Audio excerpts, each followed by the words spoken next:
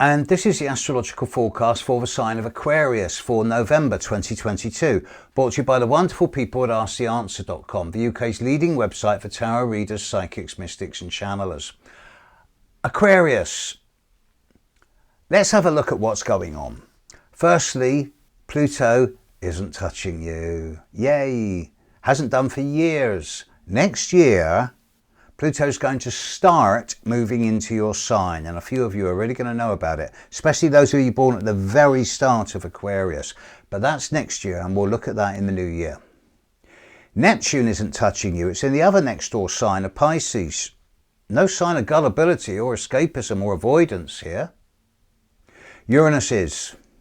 Uranus is directly challenging those of you born from the 5th, 6th, 7th, 8th of January, and he's bringing changes which can be disruptive, chaotic, dramatic, sudden and unpredictable, but also hold in them the seeds of liberty, freedom and independence. Now, the full moon in Taurus on the 8th of November is an exact total eclipse of the moon.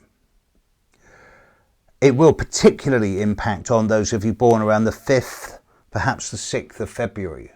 And if you're one of these people, then please be a bit careful at this time, because you may find yourself being more clumsy, accident prone, impulsive, or saying or doing something you might later regret. So count to 10 if you're born around the 5th and 6th of February on that eclipse on the 8th of November. Saturn, still in Aquarius for a few more months, just a few, is finishing with those of you born around the 7th, 8th, 9th of February. And by the end of this month, you're going to be thinking, oh, thank God Saturn's gone. 9 months of bloody hard work and restructuring, and the challenges and the problems will be at an end. That doesn't mean you're going to get away with it now. It does mean that this month is the last month of hard work. So clear all that clutter away. Clear the deck. Let go of the old now. It's time. Jupiter's not touching you. The retrograde Mars in Gemini is actually smiling on you quite well, and a few of you, especially those of you born around the 10th to the 15th, 16th, you can get rid of a lot. You can do a lot of reassessing and reevaluating of which way you're going this month, and I'm happy with that. Mercury and Venus aren't really that troublesome, although the second half of the month will be a lot easier for you all than the first.